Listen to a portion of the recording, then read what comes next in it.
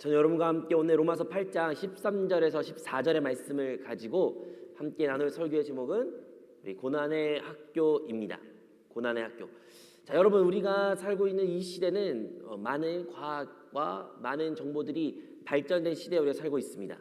그죠? 네. 저희 마이크를 바꿀게요.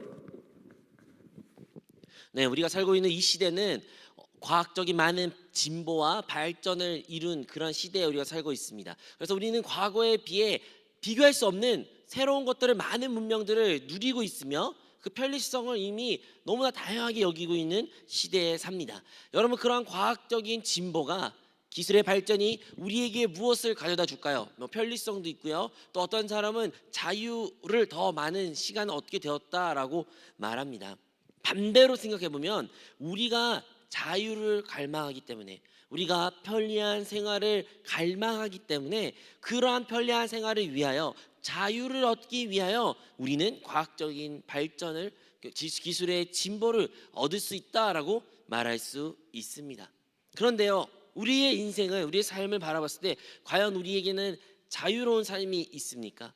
우리에게는 진짜 편리하고 모든 것이 평안한 그러한 상태입니까? 많은 경우에는 그렇지 못합니다. 여전히 우리는 자유롭지 않고요, 우리에게는 많은 부족과 결여를 느끼고 있습니다. 여러분, 우리 젊은 사람들은, 청년들 같은 경우에는 항상 그 자유를 갈망합니다. 자유로워지고 싶어 해요. 그렇죠. 우리는 속박을 원치 않습니다. 우리는 항상 자유를 외치고 있으며 어떻게 하면 자유로울 수 있지 많은 생각을 합니다. 그것이 경제적인 자유일 수도 있고, 혹은 부모님으로부터의 자유일 수도 있고, 혹은 사회적이나 다른 사람의 시선에 대한 자유일 수도 있습니다. 하지만 중요한 것은 끊임없이 우리는 자유를 추구합니다. 하지만 역설적이도 아무리 우리가 그것을 추구하면 추구할수록 이상하게도 자유를 얻었다는 소식보다는 더 심한 갈등과 더 큰 투쟁만이 보이는 시대에 우리가 살고 있습니다. 왜 그럴까요?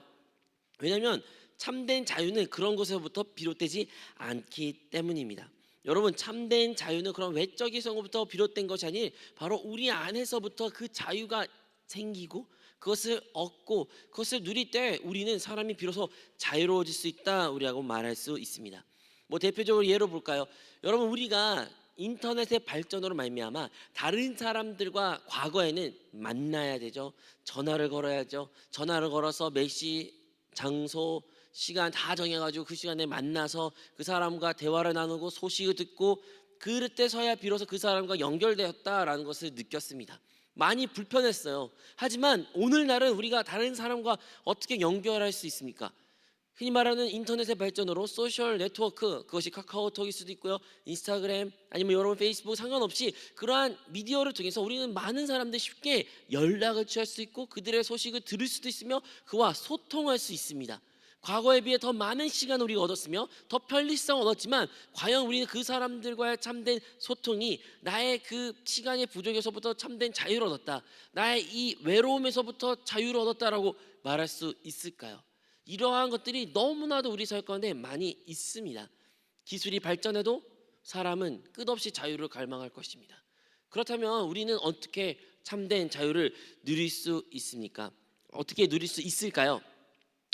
여러분, 우리가 참된 자유를 누린다는 것을 가끔 잘못 이해할 때가 있습니다.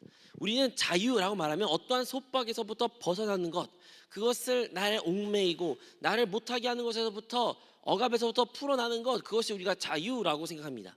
그리고 어느 면에서 그럴 수도 있죠. 그것이 어떤 정치적인 탄압, 아니면 사람들 인간관계에서 그러한 억압, 이런 것들이 다 자유롭지 못한다, 아니면 내가 하고 싶은 대로 하지 못하는 것, 이런 것도 우리가 자유를 갈망한 하나의 정의일 수도 있습니다. 하지만 우리가 그러한 상태를 위해서 많이 투자했을지라도, 그리고 결국엔 그것을 얻을지라도, 사람이 두 가지에서부터 자유로워질 수 없는데, 그 첫 번째는 다름 아니라 바로 우리의 외부적인 욕구에서부터, 내부적인 욕구에서부터 우리는 자유로울 수 없다는 것입니다.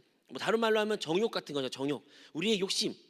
여러분, 우리가 마음대로 할 수 있어. 난 자유로운 사람이기 때문에 난 마음대로 할 거야. 마음대로 먹고 마시고 행동하고 자고 싶을 때 자고, 난 통제를 안 받은 그런 인생을 살래, 난 자유로워 라고 말하는 사람이 있습니다. 그리고 그러한 삶을 추구합니다. 그리고 그렇게 산다고 가정해 봅시다. 그러면 그 사람은 진짜 자유로운 사람일까요? 아니요.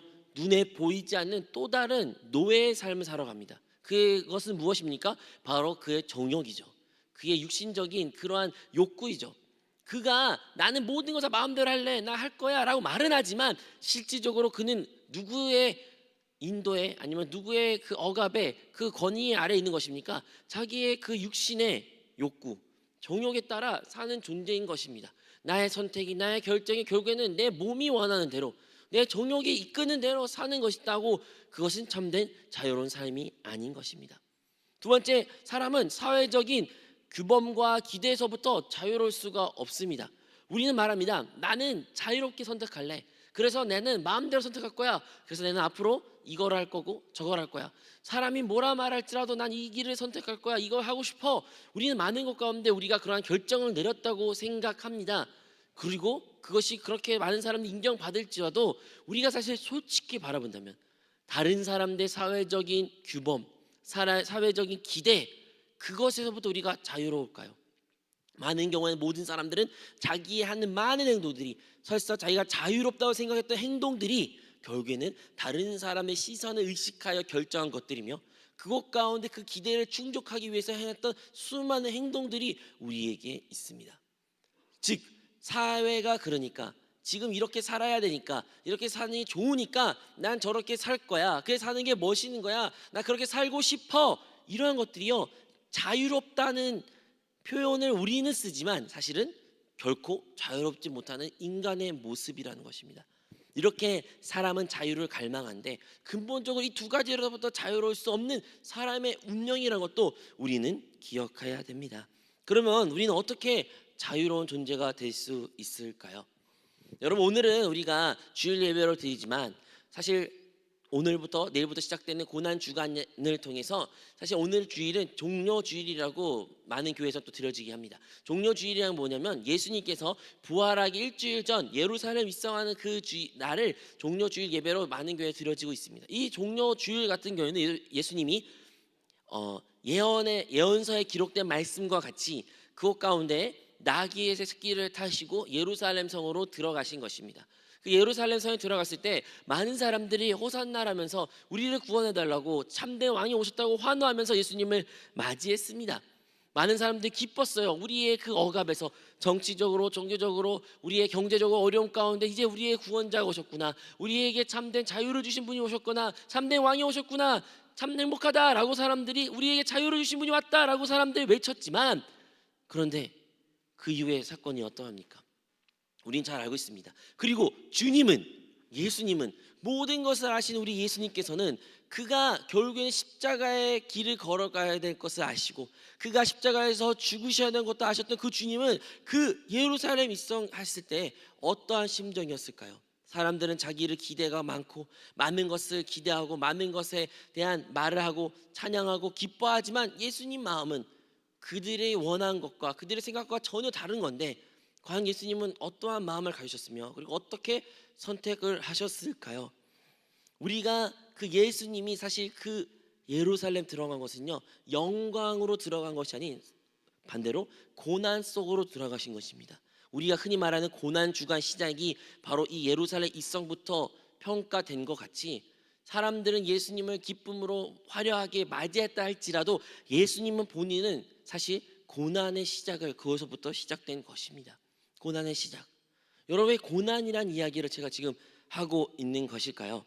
여러분, 우리가 예수님에 대해 묵상하게 된다면 우리 예수님은 완전한 사람이시고 또 완전한 하나님이십니다. 아멘.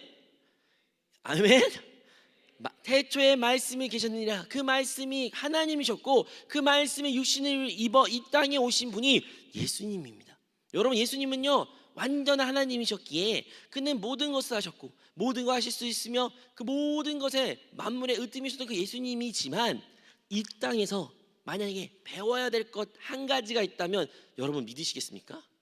예수님 이 땅에 모든 걸 아시고 하나님이신데 뭘 배워야 될까? 배우실 것이 무엇이 있을까라고 우리가 생각할 수 있지만, 사실 예수님이 이 땅 가운데서 배우셔야 될 한 가지를 뽑자면 다름 아니라 순종입니다. 순종. 예수님은요 이 땅에 오셔서요 스스로 자기가 원하는 대로 행한 것이 단 한 가지도 없었습니다. 예수님은 항상 나는 아버지로부터 비롯됐고 아버지의 뜻대로 살았고 내가 행한 단 한 가지도 내가 원하는 대로 한 것이 없다라고 주님은 끊임없이 말씀하셨고, 그 마지막 이 예루살렘 들어가는 그 순간조차도 이것 또한 주님의 하나님의 아버지의 뜻대로 일한 일이었습니다. 여러분, 주님은요 순종을 이 땅 가운데 배우셔야 됐고 배우고 계셨습니다. 그런데 이 순종은 언제 배울 수 있을까요? 그것은요 예루살렘에 입성한 것처럼, 고난의 문을 들어가는 것처럼 고난을 통해서만이 우리는 순종을 배울 수 있습니다. 고난이 없으면 그것 가운데 순종은 없습니다.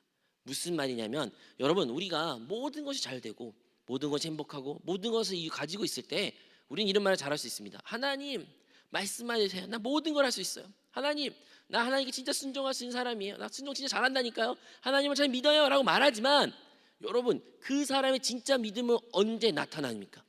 그 사람이 진짜 순종했다는 것을 우리가 언제 볼 수 있고 하나님 인정하십니까? 그것은 다름 아니라 고난의 상황 가운데, 고난의 순간에 그 순종을 배울 수 있고 순종할 수 있다는 것을 우리는 기억해야 됩니다.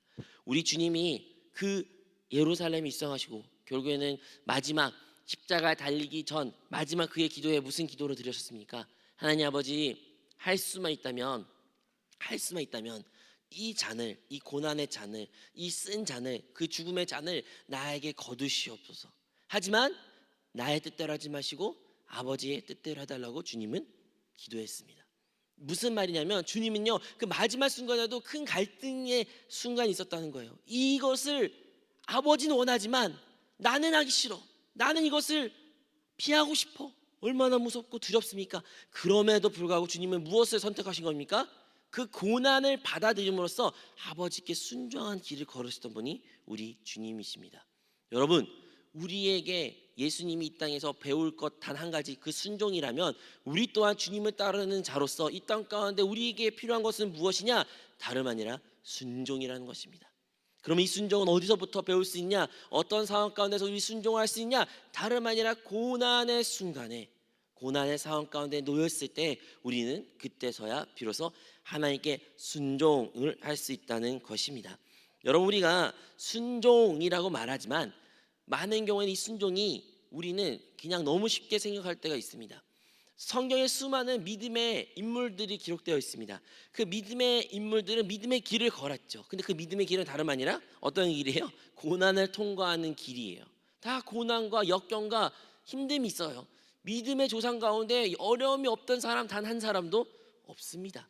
즉, 진정한 믿음의 사람은 그 고난의 길을 통과하는 사람이요, 그 고난을 극복한 사람들인 것입니다.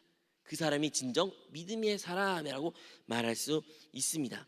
우리가 고난 후에 순종을 배울 수 있습니다. 하지만요, 우리가 온전히 그것을 깨닫지 못했을 때, 그냥 고난만 바라봤을 때, 그냥 고난의 상황 가운데서 여기서 회피하고 싶고 고난의 상황이 그냥 사라져기만 바라는 우리의 모습이 있으면 우리는 결코 순종이라는 것을 배우지 못합니다. 우리는 항상 어려운 상황 가운데, 문제의 상황 가운데 그냥 이것이 사라졌으면 좋겠습니다. 이 문제가 그냥 아예 안 일어났으면 좋겠고, 이 문제 일어난 허락한 상황이 요인 것에 대한 불만과 불평과 원망밖에 우리에게는 없습니다. 왜 그럴까요? 왜냐하면 우리는 그 고난 그 자체를, 그 문제만 바라보기 때문입니다. 그 고난의 목적, 고난이 우리에게 주어진 것, 그리고 고난을 통해서 우리가 유익을 얻을 수 있는 것은 전혀 생각하지 못한 채 그냥 고난만 바라보는 우리의 시선으로 말미암아 하나님의 뜻과 상관없는 일들을 우리 삶 가운데 많이 이루고 있습니다. 여러분, 고난은요 우리 안에서 결국에는 하나님을 향한 순종을 배우게 되는 것입니다. 그래서 오늘 설교의 제목처럼 우리에게는 고난의 학교라는 것을 이미지를 하나 가졌으면 참 좋을 것 같아요. 여러분, 우리는요 고난의 학교를 다니고 있습니다. 이 고난의 학교 같은 경우에는 뭐 학장님이랄까요, 교장님이라 할까요, 하나님이십니다. 하나님은 이 고난의 학교의 참된 주인이시고 모든 것을 관찰하고 계셔요.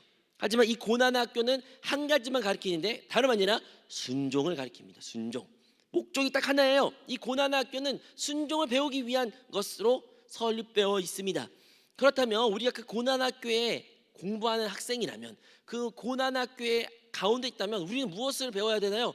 순종을 배워야 됩니다. 그것과 상관없이 고난학교에서 다른 일들을 집중하고 다른 것에서 마음에 빼앗기는 사람들이 수없이 있습니다. 여러분 학교 생활하면서 공부가 물론 가장 큰 목적이긴 하지만 그와 상관없이 얼마나 많은 것들 때문에 그것으로 인하여 학교 생활하는 사람이 많이 있습니까? 우리가 뭐 대학생활도 마찬가지예요. 대학생활도 우리가 갖고 있는 전문 지식을 얻기 위해서 가는 건데 그와 상관없는 다른 것을 하기 위하여, 동아리 활동을 위하여, 아니면 내가 누구를 좋아해서 좋은 사람 만나기 위하여 학교 가는 사람도 있듯이, 우리가 그 고난 학교를 다닌다고 해서 그것을 참된 목적을 달성한 것은 결코 아닌 것입니다. 여러분, 이 고난 학교가 우리가 다 다니고 있다면, 지금 그것에서 수료하고 있다면, 이 고난 학교에서 배우는 이 순종은 우리에게 무엇을 주나요? 오늘 성경의 본문에 기록된 것처럼 우리가 이 땅 가운데 예수 그리스도로 말미암아, 하나님으로 말미암아, 하나님을 믿음으로 말미암아, 신앙생활로 말미암아 생기는 모든 고난은 장차 다가올 그 하나님의 영광과 결코 비교할 수 없다고 말하고 있습니다. 여러분, 왜 우리에게 순종은 필요한 것입니까? 왜냐하면 그 순종을 할 때에 우리는 참된 자유를 얻을 수 있기 때문입니다. 우리가 자유를 그렇게 갈망하는데, 자유로운 존재가 되고 싶었는데, 그 자유는 오직 하나님께 순종한 자만이, 예수 그리스도께 절대적으로 순종한 자만이 그 자유를 누릴 수가 있습니다. 여러분, 이 고난의 학교 같은 경우는요, 우리의 영혼을 위해 준비하는 학교인 것입니다.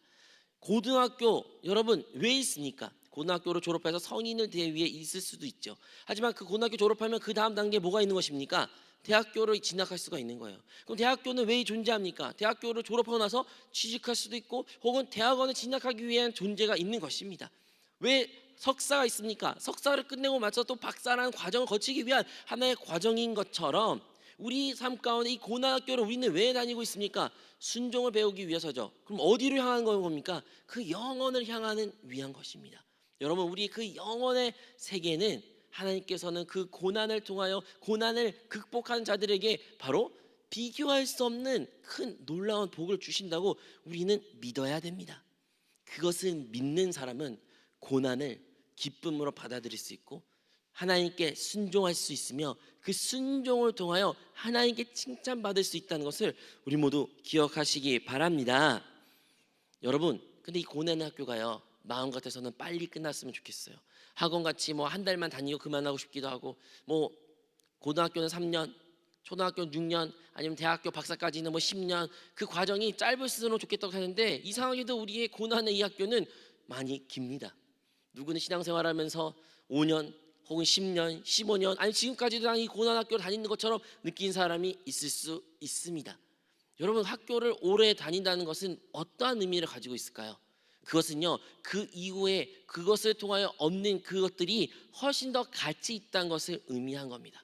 여러분, 어떠한 자격증, 이 세상도 그 변호사가 혹은 외무관이 되기 위해서는 대학원 과정이란 것을 외무고시가 폐지되어 있으니까 그 관련된 대학원을 수료를 받아야 됩니다. 변호사도 로스쿨을 다녀야 되는 것입니다. 왜 다니는 거? 의사가 되기 위해서는요, 전문 지식을, 그러한 대학교를, 또한 그러한 과정을 거칩니다. 그 공부한 시간이 길면 길수록 그 다음에 얻을 수 있는 자격증, 아니면 할 수 있는 권위, 많은 것들이 더 그에게 주어지기 때문에 그 과정이 길 수밖에 없는 것입니다.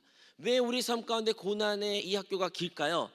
그것은요, 여러분, 우리의 그 영원에 주어진 그 상에 비하면 너무나도 중요하기에 이 땅 가운데 그 고난의 학교가 좀 길다고 생각하시면 됩니다. 여러분, 우리가 살고 있는 이 세상이 유한합니다. 유한, 그러니까 끝이 있다는 거예요. 하지만 우리가 주님과 함께하는 그 세상은 영원한 것입니다. 아무리 이 세상, 유한한 세상 가운데 우리가 상상할 수 없는 큰 고난이 있을지라도 그 영혼에 있는 작은 행복이 훨씬 더 큽니다. 여러분, 영혼이라는 것을 결코 무시해서는 안 됩니다. 그 영혼에서는 그 작은 것일지라도, 그 작은 기쁨일지라도 오늘날 이 세상 가운데, 유한한 세상 가운데 받는 어떠한 어려움보다 비교할 수 없는 더 큰 좋은 것이라는 것을 우리 모두 믿으시고, 여러분, 우리가 이 땅 가운데 그 고난학교 과정을 거친 것을 이상하게 여기지 마시고 도리어 더 기쁜 마음으로 받아들임을 말미암아 하나님께 순종하는 우리 모든 성도님이 되시기를 주님의 이름으로 축원드립니다. 여러분, 우리가 순종을 배울 때 참된 복받은 자인 것을 알 수가 있습니다. 우리는 많은 경우에는 문제가 발생했을 때 그 문제를 어떻게 받아들이냐면, 왜 나에게 이런 문제가 생길까? 왜? 하나님 왜요? 하나님, 내가 뭘 잘못했어요? 이유를 많이 찾습니다. 이유를. 우리의 고난에 대한 이유를 우리는 많이 찾으려고 합니다. 그런데요, 사실은 이유보다 더 중요한 질문이 있습니다. 그것은 목적입니다. 무엇을 위하여, 어떠한 목적을 가지고 나에게 이러한 고난이 있을까? 하나님께서 나에게 고난을 허락하신 목적은 무엇인가라는 질문을 우리가 먼저 해야 됩니다. 여러분, 그 목적을 먼저 묻게 된다면 여러분은 그 이유보다 더 큰 참된 답을 얻게 될 것입니다. 서두에 여러분과 함께 예수님께서 예루살렘 성에서 입성하셨을 때 고난의 길을 이미 본인은 스스로 알고 계셨고 그 고난의 길을 걸으셨고, 그리고 마지막엔 결국엔 순종하심으로 말미암아 십자가의 길을 걸으셨으며 모든 물과 피를 쏟으시고 십자가에 죽으시고 우리를 구원하사 결국엔 보혜사 성령으로 우리와 함께 하시게 되었습니다. 그 모든 과정 가운데 주님께서는 철저한 그 고난의 순간일지라도 순종으로 모든 것을 응답하셨습니다. 하지만 그가 그렇게 순종할 수 있었던 것은 무엇일까요? 그건 다름 아니라 사랑입니다. 주님은 내가 순종해야지, 내가 순종할 거야, 난 순종하는 걸 작정했어 라고 생각해서 순종했을까요? 사실 주님은요, 아까 말한 것처럼 하나님이시기에 현재, 과거, 미래 모든 것을 다 아신 그 분이시기에 그분은 모든 것을 아신 분이 왜 그 길을 걸을 수밖에 없었다면 바로 우리를 사랑했기 때문이에요. 이 자리에 자녀를 둔 부모라면, 혹은 자녀들은 아직 이해할 수 없지만 여러분, 자녀를 둔 부모는 그 자녀를 한 번 본 순간 평생 잊을 수가 없습니다. 그 자녀를 못 보고 없는 사람들은, 아직 결혼 안 하신 분들은, 자녀 낳지 않으신 분들, 여러분 자녀에 대한 어떠한 생각도 없을 수 있고, 여러분은 뭐 결혼 후에 그냥 상상만 할 수 있지만 한 번 그 자녀를 본 사람은 그 자녀를 본 순간 다시는 그 자녀가 없는 세상은 상상할 수가 없는 것입니다. 다른 말로 해서 과거로 돌아가도, 내가 타임머신 탈지라도 나는 그 자녀를 보기 위해서 똑같은 길을 걸어가는 것이 부모의 마음입니다. 여러분, 우리 예수님이 왜 그 고난의 길을 하나님께 순종함으로 걸어갈 수 있었을까요?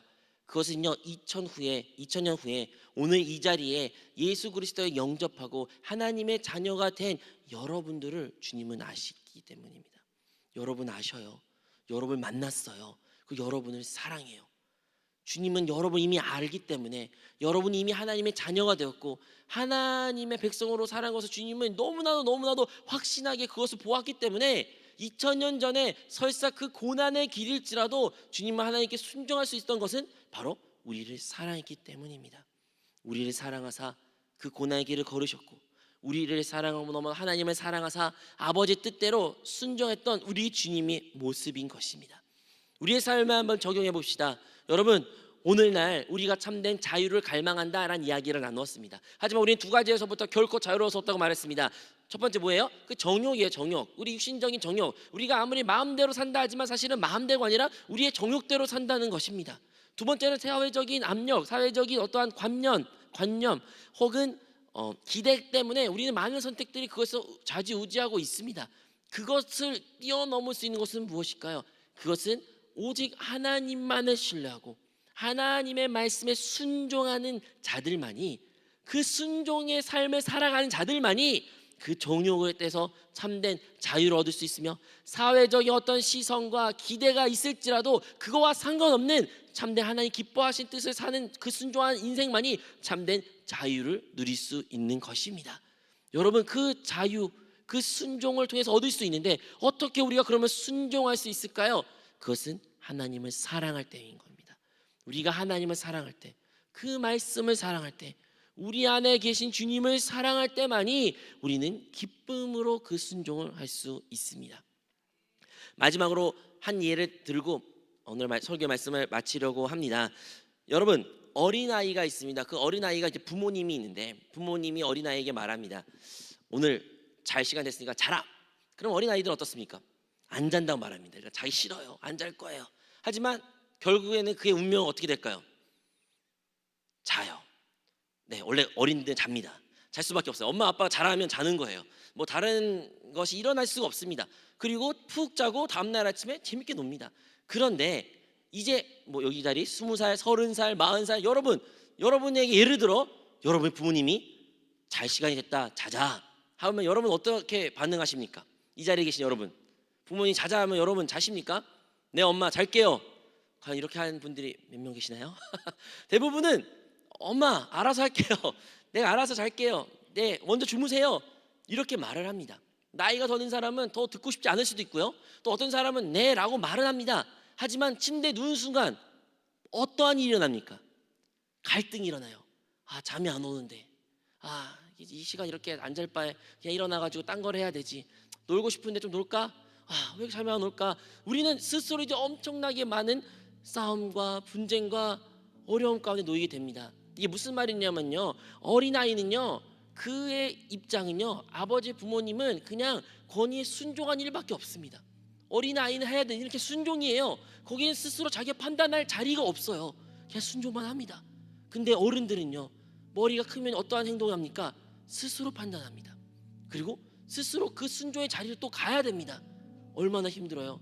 내가 스스로 명령돼야 되고 또한 그 명령은 내 스스로 한 거 내가 또 순종해야 되는 그러한 사람. 그 가운데는요 항상 고뇌가 있습니다. 결과론적으로는요 자는 건 똑같아요. 근데 그 과정은 얼마나 큰 차이가 있습니까? 하나는요 그냥 순종하로 말미암아 자유롭고 기쁨으로 누림으로 그것을 받아들이고 자고 일어납니다. 또 다른 반대는 결과적으로 자는 건 똑같은데 얼마나 그 과정이 투쟁적이고 많은 갈등과 넘어짐과 또 자기 자책과 또 제대로 못 잤으면 일찍 잘걸 괜히 늦게 잤어 이라고 얼마나 자기 자신을 자책합니까? 그 차이는 무엇인가요? 하나는요 하나님 그냥 순종만 있는 자세와 어린아이가 같이, 하나는 내가 결정하고 내가 순종하려는 그 자세, 내가 머리가 되고 내가 그것 가운데 또 순종의 자리로 돌아가는 그 위치, 그것에 대한 갈등이 있는 그 사람의 두의 차이가 있는 것입니다. 우리 신앙생활도 마찬가지입니다. 왜 우리는 우리 신앙생활 가운데 누림이 없을까요? 왜 자유가 없을까요? 왜 이렇게 투쟁적인 것처럼 느낄까요? 왜 실패할 때마다 자책감을 느끼고 참소가 있고 왜 이렇게 힘들까요? 많은 경우에는 우리는 순종을 한다고 말하지만 우리 순종은 온전한 순종으로만 이루어지지 않을 때가 많이 있습니다. 주님이 원하시는 것은 그냥 단순한 순종이에요.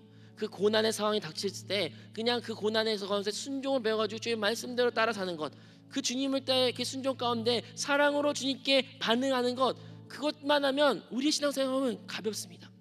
어떠한 무거운 짐도 없고요, 그것 가운데는 쉼과 평안밖에 없습니다. 하지만 반대로 그 상황 가운데서 내가 결정하고 내가 계산하고 내가 합리화 이유를 찾고 내가 그것을 결정해서 내 율법을 만들고 그 율법대로 살려 노력하고 그것을 또 안 되면 또 내 자신을 자책하는 그 모습, 참된 순종이 없는 그러한 신앙생활 가운데는 참된 자유 또한 없는 것입니다. 사랑하는 성도 여러분, 오늘 설교 제목은 고난의 학교입니다. 우리는 모두 이 고난의 학교로 지금 다니고 있는 재학생들입니다. 그 가운데 성적이 우수한 학생들이 있을 수 있고 아직 학교를 왜 다닌조차도 이유를 모르는 학생들도 있을 수 있습니다. 하지만 간절히 바라옵기는 이 자리에 나온 우리 모든 성도님들은 그 고난학교에 하나님께서 우리에게 허락하신 분명한 목적, 그 순종을 꼭 배우시기를 바라며 그 사랑으로 주님께 나아갈 때 우리가 그 순종할 수 있는 자임을 기억하시기 바랍니다. 주님이 우리와 함께 계십니다. 그 주님이 모든 것을 하실 것입니다. 그냥 주님께 바라보며 주님께 의탁하는 우리 모든 성도 되시기를 주님으로 축원드립니다.